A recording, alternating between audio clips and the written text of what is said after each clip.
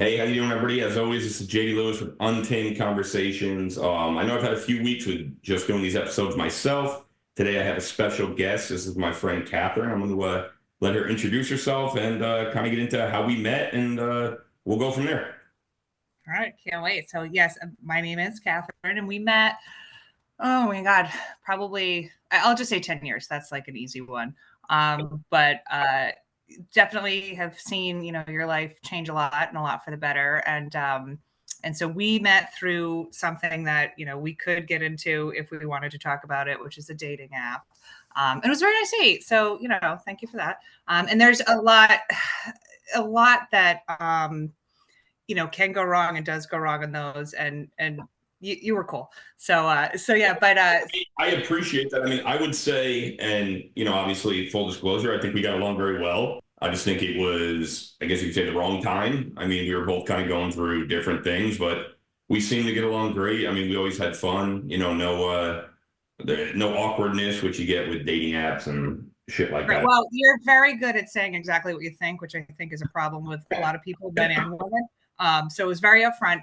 But I hate to say that these things are true. The corny stuff really is true. Of like, everything happens for a reason, and people teach you what you need to know along the way. So it's not that it's not a make or break, or like something either works. It's you socialize with people at the time you're meant to for a lesson you're supposed to learn about yourself. So Yeah, absolutely. I mean, I definitely think that, and anybody that knows me and listens to my podcast knows that I was going through a lot of stuff throughout the last couple of years. I mean, I would say years back. I mean, right after my divorce. I think it was a couple of years after when we met. And I mean, you know how that goes. I mean, you've had relationships, marriage. I mean, so there, I mean, I mean, there's a stigma nowadays that, and I'm going to jump right into it, that, a divorced person is, how do you say it? A lot of people say damaged goods, and I don't believe that at all. yeah, I think,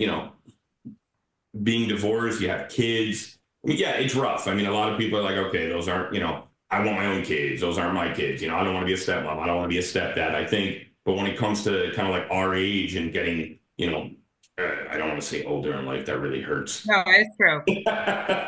It's hard. I mean, there's a lot of people that I won't mention names, but I have a good friend of mine who refuses to be a stepdad. He said, I'm not going to do that. And, I took offense to it, and Tara took offense to it. I know he didn't mean it in a bad way, but we were just sitting there having some wine, and the way it came out, I was like, that's some bullshit right there. Like, Probably good he said it, instead of just being one and then refusing to do it, yeah, true. I mean, it's, I was looking at Tara across the way, and I'm like, this woman stepped up when Hannah was 3 years old and said, you know what, let's go for it. And then I think it is harder for a woman, obviously. I mean, I believe it's a little bit harder. I think for a man, sometimes they're like, okay, it's not my child, but I'm still going to be that stepdad. I know just from listening to personal experiences from, coworkers and other friends, they have said that being a woman and sometimes taking on a man's child is a little bit harder. yeah. But I mean, you tell me. I mean, is that something where you agree with that, or? Always dependent on the co-parenting relationship that exists. Mhm. And women are more insecure than men, so you're going to stack yourself next to, oh, was she prettier than me? Did they love each other more? Whatever. But it is as a parent and a step parent in both of Yeah. my marriages. It is.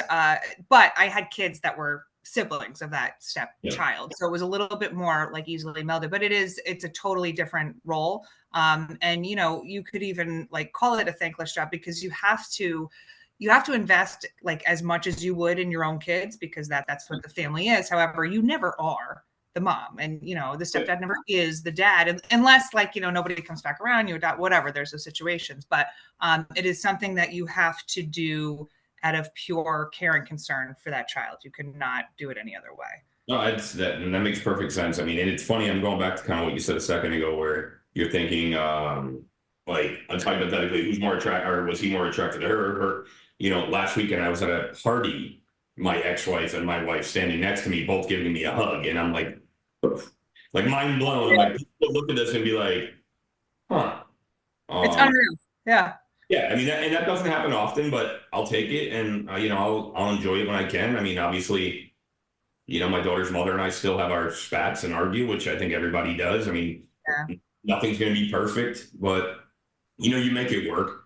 So Right. what's going on with you, like situational wise? I mean, dating. Obviously, we are just talking about that. Are you on any of the dating apps nowadays and all the crazy fun?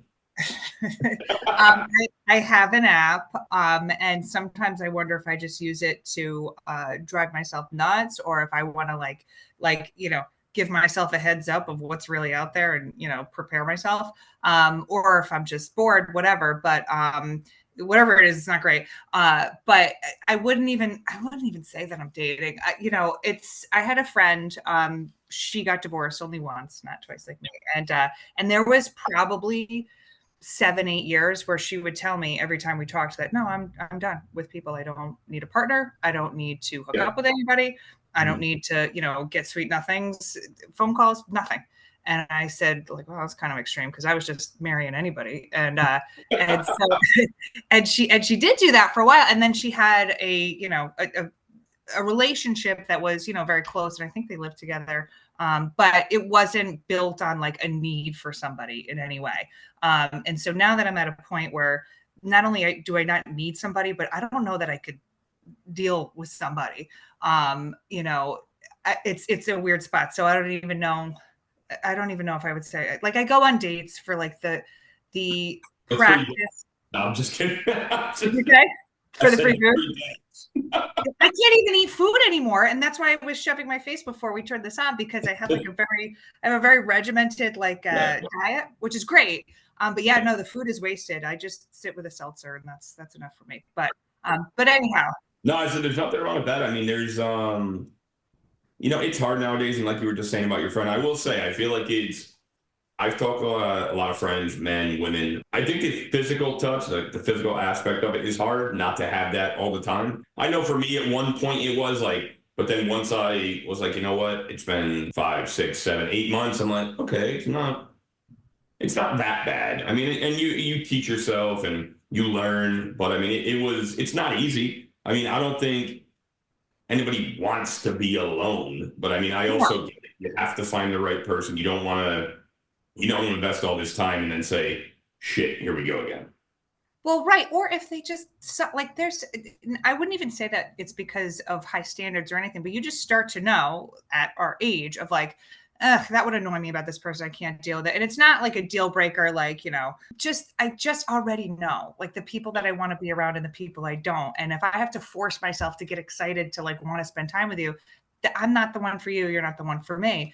And it's always a trade-off. So it's like if I invest the time in somebody, it should be worth it. And if it's not, then I really don't. Yeah, nobody wants to be lonely, but it's like let's call a spade a spade. We have like emotional and you have physical. And so Yeah. like the physical, you could, that'll I think for women that trips us up because we love our situationships and we love to think that they're emotionally supporting us as well. And asking nothing of us, like we don't have to live with them, we don't have to, but they're not. Like it's just they're Yeah. so and with so physical is one thing, deal with that how you will. But like the emotional stuff, I could almost do without that forever. Not that I want to. Nobody wants Yeah. to be alone. I would love to have a partner where I contribute to their life, they contribute to Mhm. mine. But the risk is just so much higher than the reward, and the likelihood is so small Yeah. because you have to both be fully developed people. And I've trudged my way a little bit, but if it turns out to be some sort of a dud where it's like your life implodes in any kind of way, well now you lost all that ground and you have to it's just I don't know, it just doesn't seem really worth it. I want a pretend relationship that doesn't exist where it's like you're real cool buds and you support each other and there's nothing else like you love that person but you leave them alone, and I don't know what that is, so I Yeah. would I say I'm mean, not dating.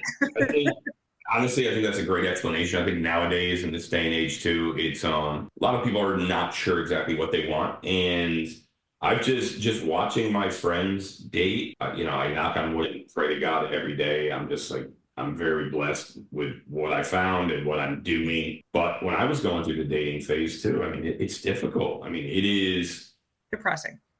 It is, and they're seeing. I think a big thing too is which a lot of people have a hard time with men and women right now are. You could be talking to somebody, and then at the same time, you don't know if you're the only one they're talking to. Right. Especially Yeah. nowadays, it's like, oh, You're not. he's number one, two, three, four, or vice versa. She one, two, three, and it's like, first of And, all, I don't know how people put in that much work. That would make my head explode. right. I could barely remember certain things about Tara and Hannah, and you want me to remember 4 or 5 different girls' phone numbers. I'm like, no, I can't do that. And just from listening to a lot of friends, I've been told that the dating pool is, and no disrespect, I'm not being rude to anybody, but the dating pool is just not what it used to be, I guess. Morals, values, things like that are just Or why not there you're anymore there. for some people. Like when I look at like these, so I have Hinge right now. So when I look at that, I'm like, why are you like just say like I travel a lot. I want somebody that'll hook up with me every so often. Like just say like Yeah. why are you here? Like I don't know why I'm here, but why are you here? Exactly. Instead of the big paragraph, just be honest. I mean, yes, some of the dating apps. I mean, obviously, I don't know if anybody even uses Tinder anymore, but Tinder's more of a hookup app. Hinge. I saw the commercial. What does it say? It's the app that's supposed to be deleted or whatever the hell it's called. Yeah, you should definitely delete it.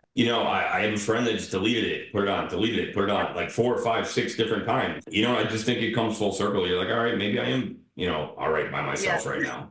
I mean, you seem to be doing very well. I mean, just from I've seen your your Facebook, social medias and whatnot. Obviously you got into working out a lot more. You're doing so what do you talk to us? What are you really into, and what have you been doing you've always been in shape, but now you've gotten like in even better shape, and what do So, you have going on? I try to challenge myself with whatever I don't think I can do well. So I'm never like, Okay. really impressive with any particular thing, but that's not the point. I mean, you're an athlete, so it's like it's not like that. But it's to the point. It's sort of like the same sort of mental challenge of like, what do I have to do this thing that I don't think I can do? So I would say that Yeah. just as far as physical activity that started with CrossFit, really. Like I was my most recent ex-husband is a gym rat, and so I would go to the gym, but I was like always pregnant all the time, and I didn't know what I was doing, and he didn't know, like he was not like a personal trainer, like he was just like, yeah, well, just do what I do, and I'm Yeah. like, and I kind of hated it. So like I would do cardio, and I had done 5Ks for like a while, and but not for time or anything, just to do it. So I've always wanted to be active. That's like my mental piece is like, sometimes I'll just be on the treadmill twice as long just so I don't lose it at work or something. And so that's always been a piece of it. But then when I went to CrossFit at Shoreline here in Brantford, it opened up a Yeah. whole different world, because it really, like, the physical aspect was a byproduct. And so, I do love cults of all sorts, and I love learning about them, and I wish I could be in one, but it doesn't, like, I just can't like drink the Kool-Aid. But so Shoreline, so CrossFit can be, people think it's a cult, but it does have like that group mentality, which is really helpful. You're Yeah. vulnerable there. Like people know who you are. And so I think that really helped me connect to a reason to be there, other than to like shame myself and like burn calories. Yeah. And it's hard, Yeah. and a lot of places do it differently. But at this place, there's a lot of like middle-aged and older clients, and what I liked about it is that there was a coach there the whole time, that it's not a personal training session, but they're telling you like, hey, this is what's different about your form. They're giving you a concept that you can understand. Oh, okay. And then it just like clicks in. So that's what was always tough for me with sports. I always played sports. I look like I'm good at sports. People that have played with me Yeah. can tell you I'm not. And, but I need that like visual, that cue to like kind of understand and then you see yourself very, very, very slowly get better at something that you couldn't do at all. So like, for instance, my goal this year, they have the open. Oh yeah, my ex brother-in-law, or still my brother-in-law, whatever you call him. He owned a CrossFit gym in Carlsbad. Oh, so yeah, so you know all of it. Oh yeah, we used to go to California. Oh my gosh, so I know and then one of my good friends I grew up with in high school. He's actually in the opens, and he's taking his team to like crazy amounts of places for Yeah. CrossFit. So I know, I get it. It is bold. It is intense. I have some friends that do it, and I'd like to do it. I think I might try to jump on it eventually. All my friends and family are like, "You look like you do it, but why not just jump into it?" And I'm like, "I know, but That's good though. I'm glad that that's all going well. I'm sure that's good for the mental as well. I mean, working out is just huge for Yeah, my I mean, it's mental. to me, it's like indispensable. Like if I, could avoid therapy and medication, like I could not avoid physical activity.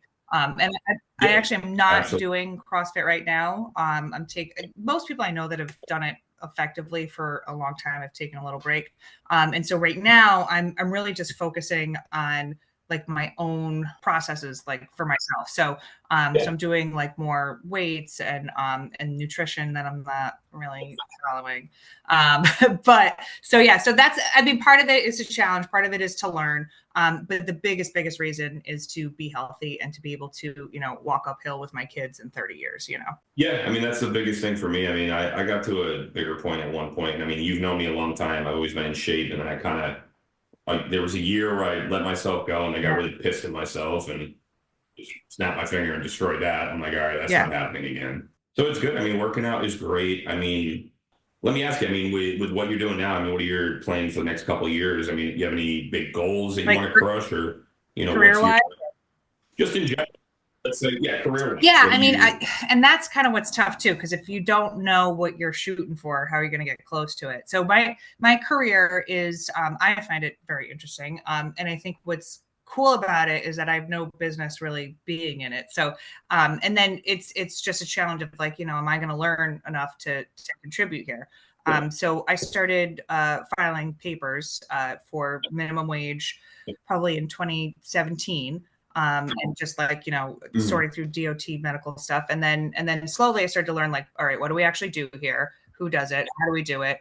What Yeah. does that service? And our customers and things like that. So now I get to work with really every aspect of it, and I get to kind of like have the freedom to like I can go on site, I can meet with people, I can I Mhm. feel like I can have a conversation with whoever I need to about whatever I want, and then I can just like grab Yeah. information, and I can learn. But the other piece of that is that I don't work in the field, so like I can understand these things as I can try as much as I want, but there's like I have to be able to do enough contribution to build my confidence to keep doing that. So I guess my biggest career goal is to stay plugged in, because if I don't learn more, then I shouldn't be here. Mhm. And that's why the most recent job that I have before the company I'm with now, that's why I left is, they were paying me okay. Oh, They offered me a lot more money to stay. yeah.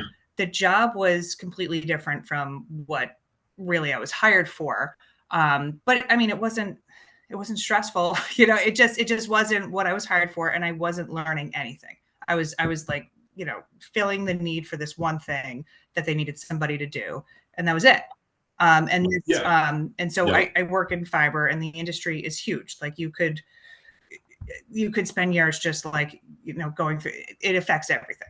So I Yeah. wanted to stay in it, and so now I work at a place where I get to be involved with all of it, but it's intimidating, and I'm not like I'm not the big shot, so I have Yeah. to I think it's more of a personal goal career wise is to be Mhm. that person that is capable of getting through. You have a strong voice. I mean, you'll be able to figure it out. I mean, you can work through pretty much whatever you want. I mean, just from again the time of us knowing each other, I've gotten to know a few of your personalities. So you had said before you were married twice. What if you don't mind me asking, and people listening, because I'll explain my side of the story with my marriage as well. Was it just not the right fit? Was it just not the right time? Different people. What was going on? Well, that's like 3 hours, but no, it was exactly the right people at exactly the right time, Okay. because like these idiots, I guess, needed to learn something about themselves, me being maybe the bigger one. But it's like people will tell you, they'll say, oh, you should write a book, and who would read it? It's so boring. But it was wild. I mean, this last one was wild. It was great. But yeah, so the first one, I think it was just I just really wanted to get married really bad. Yeah. And so the first person that said that they loved me, I was like, yep, let's do it. And I fought really hard for that. Like this was Yeah, a person that could I not get out of understand. their own way. I understand completely. Trust me, I get it. Yeah. Yep. And I had my oldest daughter, fairly young, like, 22. And so we did get married, and we were actually married for a while, like for 7 years. And that had all sorts of issues. Probably the biggest being, drug addiction, and some other stuff that you can't live with. And so we got divorced, and then in between is, how when I met you, so I had the two daughters from my first marriage. Yep. And then somewhere along the way, somebody that I used to date when I was a teenager, Yeah. got back in contact with them over in a way that is its own story. And so, yeah, so fast forward. So we end up getting married pretty quickly as well. And I go, well, what else was I doing? And I already liked the guy, like we knew each other, and he was very good at, like, you're my whole world, and so it was meant to Yep. be. And that's all I wanted. Like, just lie to me, make me feel good, please. And so he did. It was great. And then we had my son, and that was great. I like, having a boy. It was amazing. I Yep. really didn't need more kids. I did not need more Mhm. kids. But he wanted to well, we should have one together. Okay, yeah, all right, fine. And I'm such a people pleaser. He wanted to have another one. I want to try for a girl. And I'm like, Oof. fine, fine. There's already this many, fine.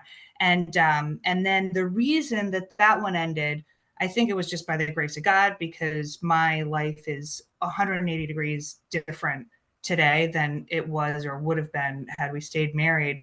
And I would have never done anything but reacted to someone else. Okay. So within that most recent marriage where I had my last two kids, Yeah. which kind of like go into the dating apps a little bit. It's tough because it's like in career too, like, so I go to the gym really because of myself to be there for my kids, not for my kids. That's the biggest reason I need my body. And then, with work, like it sucks to be, I really don't get treated poorly as a woman at all in construction. I actually, there's on the outside world is where I get treated the worst. I've never had anybody in this field sexually harass me, make me feel uncomfortable. A lot different when I was like, a kid working at Subway. That was awful. Yeah.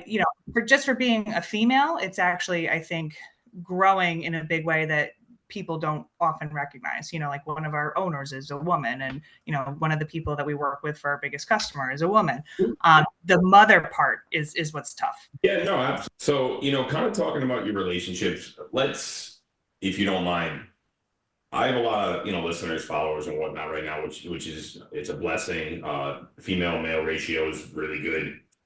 What would you say to the younger generation right now, about getting into a serious relationship, not jumping into, let's say, marriage too fast? And the reason I say that is because I feel like I also jumped into marriage very fast. And obviously, that term, we're best friends now, but we did jump into a marriage way too fast. We have a beautiful daughter together, which is huge.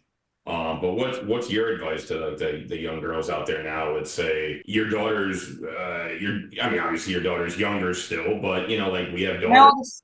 Yeah, 17, my oldest one. So That's insane, by the way. Yeah. Yeah. So I mean, anything can happen. But yeah, I almost feel like what's your advice to these girls? Not to one fall too hard, jump too fast, and also not to get, I don't want to say screwed over, but like just schmoozed the wrong way. Like, what would you say? Your advice? Well, I mean, first of all, I think the girls in the younger generation are probably already doing better.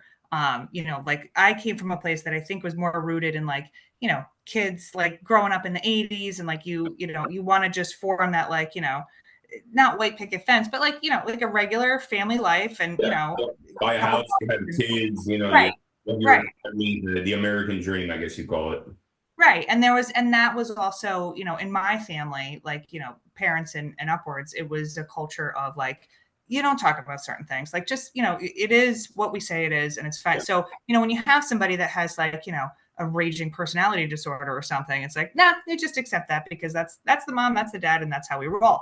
I'm going to jump in real quick. Sorry to cut you off, but you said that our parent generation of where you just don't talk about it. And Yep. you've listened to my podcast, you've heard some of my episodes that I've talked about what I went through as a kid, what happened to me. I get better and better every time I talk about it now. So, well, that's good. But it just kind of goes with, like you said, where you sweep things under the rug. You don't talk about certain things. Whatever goes on here doesn't happen. And that's kind of a fucked up generation. Excuse my language. I mean, I feel like our generation had the most shit happen to us between everything that we've gone through to now. It's like, Mhm. that's why I tell my daughter, I'm like, oh, you can tell me whatever you want. I'm like, you don't have to lie about anything. I said, somebody did something to you, you tell me, somebody made you feel uncomfortable, you tell me. If I'm making you upset in any sort of way, tell me. I'm not going to get mad. But I just wanted to jump in real quick when you said that, when you kind of said like that generation, our parents are like, and their parents, kind of swept things under. It's normal. You just do this. What happens in the house stays in the house, like shit like that, which Mhm. I think nowadays, and I like to voice my opinion on this, and I tell everybody, I'm like, doesn't matter if you're my kid, somebody else's kid, if somebody's doing something wrong, you feel uncomfortable, you're not happy, you come let me know. Big Papa Bear over here. I'll do, I'll help with that. But I think you're right when you say like the generation's a little bit different now, and a little bit off, I guess, off to a better start. A lot of kids don't hide things nowadays, which is huge. I mean, even if they get themselves in trouble, they don't give a shit. They're like, I'm not gonna hide it. Like my daughter tells on herself all the time, and I'm like, yeah, what? Right. And Right. I think I'm gonna let you take over there, but to your point, you were saying like the girls nowadays are kind of in a better situation. Like expand on that, elaborate. So, I mean, for one, your experience, it is really important for you to share because yes, that is the norm, is that we didn't talk about that. And we didn't know the things that we know now, where I think like it is our most important job as a parent, obviously, is to keep them safe. And that is one of the biggest threats, because it's something that's not, they're not drowning, they're not choking. It could be happening and you don't know about it. But we know a lot of information now that we didn't before about, how to spot Oh, yeah. situations that are unusual and concerning. Who to And leave your kids with and who not to. And it's very sad nowadays that you go back and look and you're like, wow, I was left with this person, or this person was left with that person. It's like, what the hell? And the fact that I've gotten some shit for it nowadays where I'm like, listen, you're not staying with her, you're not staying with him. You guys want to come over our house, that's fine. But, I'm not really comfortable with my daughter going over your house. I don't say, right. I mean, you've known me a long time. I know how to kind of, Yeah. I know how to use my words and choose my words wisely. But it's sad that you got to deal with that nowadays. Like you said, I mean, the fact that we just kind of, not us, we were young at the time, but the 80s babies, but just people turned a blind eye like, oh, it's no big deal. That's the norm. Well, consider myself Catholic. You won't catch me in church every week, but like it's so important to me. I went to Catholic school, but I think that whole scandal actually ended up having a lot of positive effect in like identifying where that's, I mean, because they had to, but now they do like a training. So if you volunteer for anything with the church, you have to do this Virtus training. Yeah. And I actually found it really interesting because one of the points was that people that think they're above the rules, Yep. watch it. So like you're talking about, I don't want you to sleep over this person. It doesn't have to be because you're accusing them of, the worst thing in the world. It just has to be, I just want to buy. Yeah.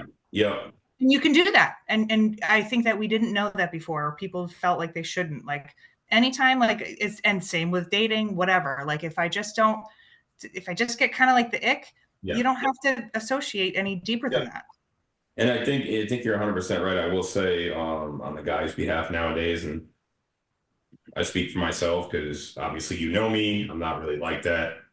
But I feel like, yes, guys get a bad rap a lot lately, but also I think we do it to ourselves. And when I say we, I'm just categorizing myself in there with the guys. But I've seen the way guys act, at certain places, even at work, like some of the guys I see like talk to the girls, I'm like, this is normal. Well, and that, I get nervous when somebody gives me a hug at work. I'm like, is this even allowed? And that's just me. Like, I'm very affectionate. But like I told Tara, there's a lady at work, and a lot of women, they come up to me, hey, good morning, kiss on the cheek, a hug, and I'm like, oh, and I'll tell them, and she's like, you don't have to tell me, it's okay.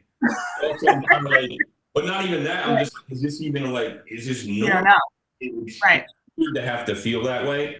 Yeah. But I think a lot of guys give us a bad name now, a bad rap, Just for an example, I saw somebody the other day was posting a message. It was like, the guy said, hey, she ignored him, ignored him, ignored him. she said, hey again, or he said, hey again, like 2 weeks later, she ignored him again. And then he called her a bitch, you know, and it turned into, Yeah. Oh, that's what's on the dating sites. yeah. It's like, Yeah. I Right. mean, and don't get me wrong. That is never, I don't think that should ever be allowed.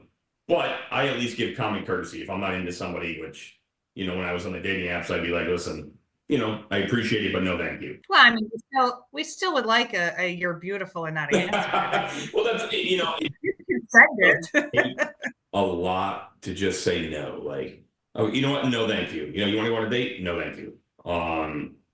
But it's nice to know that the younger girls nowadays, like your daughter, my daughter is going to be 10, kind of, they have a smart head on their shoulders. Like, Well, I don't know that my daughter's well, smart, but it's a different motivation. So my daughter is not driven to like, oh my God, I hope I find somebody yeah. and can get married.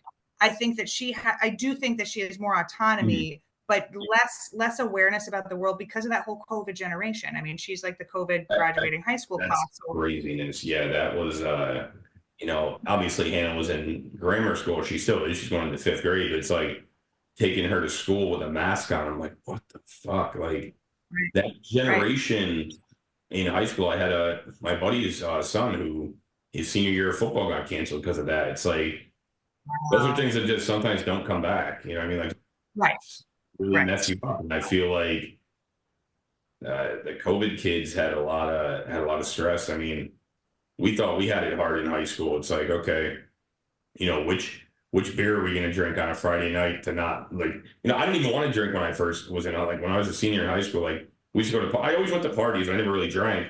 And then one day I Yeah. just came to peer pressure and just like, I ended up doing a keg stand for a minute and a half and the rest is history. Um, no, but I think like nowadays, one of my cousin's kids, she's in college and she wants nothing to do with alcohol. And I think that's awesome. Yeah. Like Yeah. I I mean, feel like it's an older, not an old, again, not to call us old, but that's a thing from the past. I mean, listen, I'm not one of those people. I have no problem. If you drink, cool. You don't drink, cool. I don't give a shit with either one. You do, right, you know, right. I feel like there is a lot of bashing lately, which is fine. I see it on social media a lot about bashing people that do drink now. So, and which is fine. I mean, that's cool. But I see like, people are like, oh, well, it's somebody post a picture of their wine or something, and like you'll get 150 comments. I was reading and it's like, oh, cool, normalizing being alcoholic. I'm like, he had one glass of wine with dinner, like That's like a social yeah, media like that. problem rather than But just in general, it's like the real world. You have to understand social media, real world. It's like right. Yeah, who knows let's worry anymore? about the Yeah, real world before social right, media sucks. I mean, yes, I'm on it. I promote my podcast. I do a lot of things on there for it, but at the end of the day, not many people can do what we're doing right now with like this face-to-face stuff. I have kids coming all the time to pick up their car parts, and they're so confused when I have a conversation with them. I'm like, yep, hey, how can I help you? I'm like, right, what? I'm like, what is going on here? yep. Yeah, that I think is where the kids are going to have a tough time because their world is just so different. And the advice that I would have would be the same for any generation, which is like I think the things that I have learned are like can only be learned by like just really like believing Yeah. them, but that that you don't need another person, that somebody else's opinion of you is not a fact about who you are. And now that I'm realizing, now that I'm like, an incel and like just living alone for the rest of my life, that my world is so important. The world that I create for myself is so important. So I used to like to give myself away to like, I mean, I was like making bagels from scratch. Like it was disgusting. And I thought, well, if I give this away, like I will be protected and secure and happy for the rest of my life. And nobody will ever do that for me. So, and it's a lot of work to figure out how to do it for yourself. So I hope that, that younger generation sees that on a TikTok and starts doing Yeah, it. and I mean, I think you're right. I think we need to have some more positive affirmations and such on TikTok, and like, so I don't even, which I should for my podcast. I should absolutely have a TikTok, but every time I watch it, I want to throw my laptop at the wall, Right. so I Right. don't. Uh, You have a social media manager. Yeah, That's and what you that's need. exactly. But I think like it's again, you're right. I think the kids nowadays, they are, I don't want I hate to be rude, but a lot of kids nowadays are socially awkward. We grew Yeah. up talking to everybody. And obviously you've known me a long time. I talk to anything that walks. I don't care. If I see you and you smile at me, I'm gonna say hello. just who Right. I am. Sometimes I'm loud, obnoxious, and overbearing for certain people. And that's fine. I mean, I'm not for everybody. You know, I was not made for everybody. But But you're yeah, honest. and I know a lot of people, and it works to my favor. I'm not going to tell you Tara doesn't get annoyed. We go out to dinner or something, and they go, "Hey, JD," and she's like, "You serious? Can we just have like?" And Yeah. I get that, but that's just because I'm friendly. That's just me. Right. Right. But no, that was really good advice for like I said, for that generation, because our generation, I feel we didn't have much guidance. I feel it was just like you said before, this is what you do, this is what you need to get done, this is what you do after high school, then you go to college, then you do this, then you do that. And I'm like, okay, so nobody taught us shit after that, huh? No. Oh God, no. Or they would tell you what they didn't have. Well, my your grandfather didn't even pay for my Uh-huh. college, and I was okay, great, but like, can you help me move more? I get things like that. It's like, well, I had to do this, I had to do that. I said, that's fun. And what I'm going to say next is the same thing I would say to you and me, because we have kids. It's like, I'm like, okay, if you didn't want to have kids, why did you? That's, you know what I mean? Like, if you don't want to pay for me, you don't want to do, and that, I'm not saying that in like my mom or dad, like my parents, they did a lot for my sports career, everything, in that aspect of it. But other aspects, I learned to do things myself, but we were always just told, put your head down and get it done. Like there was no right or wrong. It was just do what we told you to do. And I feel like, I think we turned out well. I mean, we're both parents, knock on wood, we're both healthy and we seem to keep our kids alive. So we got that going for us. We both have a relationship with both of our Yeah. parents, I will say, like I said, sometimes I have a strained relationship, but you make it work. At the end of the day, they are family, and life's way too short lately to just deal with some bullshit. But no, it makes me nervous for the future. Like I said, just seeing everything that's going on. there isn't enough family anymore. And that was, I think, part of the reason I got married all the time too, Yeah. was like, I was used to growing up with people that ignored you, but the house is We always full. get So, big Sunday dinners, parties. It was always, what do they call it? Matriarch there. The second, the yeah, second the grandparent died, or over. that one person, everything went to shit. And those kids were so shitty. My mother is one of five Yeah. girls, and so we had my grandmother and grandfather. We would go out on the boat. We would go to this aunt's house. That they would all come over, Yeah, and then absolutely. their spouses, my cousins, everybody. And then when my grandmother and grandfather passed, the kids were just such jerks. Like they did nothing. They did nothing to care. Like she even had just some little jewelry that she wrote out in her like 90-year-old. Hey, I want this Yeah. one to have this. I don't even know where it is. I'm like, well, you Yeah. guys are such shitty That happened kids. when my grandparents died. Everybody was supposed to, certain things were supposed to go to certain people. My mom has three other sisters, and they have kids, obviously, all the cousins and everything. I was younger, no idea what happened. All I know is that there were big arguments, things disappeared. Stupid. And even certain things were, yes, certain things were worth money. It probably could have been something that was worth $10 and somebody got pissed over it. Exactly. That does Exactly. weird things to people, especially in families. Correct. It's from pain and fear, but it's It is, but when you have certain people that keep the family together, you need to, I want to be that one for my family, and it's hard. You see it nowadays. There are a lot of divorced families, and that's just common now. And again, not saying it's a bad thing. Look how you turned out. Look how I'm doing. A lot of divorced families do well. Not everybody has my situation, which I do brag about, and I'm okay with that. Who has their ex-wife, her boyfriend, and their son, Hannah's brother, over the house all the time. We hang out, we babysit. Like that doesn't happen often, but this new generation, we can do that. Back in the day, you couldn't. You had to hate each other. well, and a wife couldn't even leave. You couldn't get a bank account until like the 70s. So it's like it just didn't happen. Yeah, it's just too bad because we know that once you're gone, you're gone. And I don't know if you've ever had like a near-death experience with either of your parents, but I can understand almost like how people get that way because it's such a like both my parents are living, but my father called me breathless like it was 2 years ago. Like literally like with his last breath talking to me about his will. And he went to surgery at Yale and they removed blood clots were 70% of his lungs. And it was like the biggest surgery they had ever done for that. And so he, it was like actually kind of miraculous I'm glad that he lived through that. That's yeah. And so I usually say like, yeah, my dad was supposed to die, but then he didn't. And but what's wild, he wasn't on board with it. Yeah. But what's wild is like how quickly, just the thought of that, Yeah. like my whole world was upside down. And thankfully, which I wouldn't have expected necessarily, my brother, who is younger and lives in Texas, and we're cool, but we're not like up each other's car Yeah. or anything.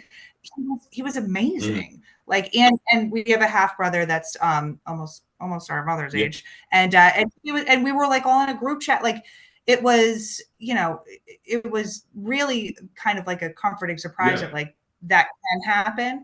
And then we all just, were like, all right, dismissed, he's fine. No. So, but yeah, I can see how that Mhm. turns very easily. And then if you, throw in that maybe one of them's a drug addict, Yeah. or this one has some cross to bear, it's like, yeah, that does happen, but it's too bad. And I hope that, our generation and the one, to follow does realize how Yeah. important that is. I hope that by the time we're our parents' age and our kids are, married, college, whatever, they're able to, just do what they need to do and be happy and not not be not be damaged from the world. Very simple. I don't want to call us damaged, but I definitely think we lived through the craziest generation. My friend calls me battle. Yeah, I get that too. I mean, in different words, I won't repeat what I'm called because sometimes it's very mean. Yeah. But no, that's great. And listen, I mean, we've talked for a good 45 minutes, I think almost an hour. We caught up, we've gone over a lot of stuff. And just this last topic, that was great. And anybody listening, like I said, that have kids out there, listen to what Kathryn's saying, listen to what I'm saying. Obviously I'm not saying you have to take our advice, but we've kind of lived it, we've gone through it, all the bullshit, and we turned out okay. I mean, obviously I'm still working on myself. We're always going to work on ourselves. We're never going to be perfect, but I can tell you what, I can look in the mirror now and I can smile and be a little bit happier. So I'll take that. But again, everybody, I appreciate everybody listening. And as always, this has been JD Lewis with Untamed Conversations. Ever feel run down, get bad migraines, or get sick often? Maybe you drank too much the night before and can't get out of bed. Want to add some extra vitamins into your life to help your skin and metabolism? Well, I know exactly how to fix that. Get Your Drip On is a mobile IV clinic run by a registered nurse in New Haven, Connecticut area.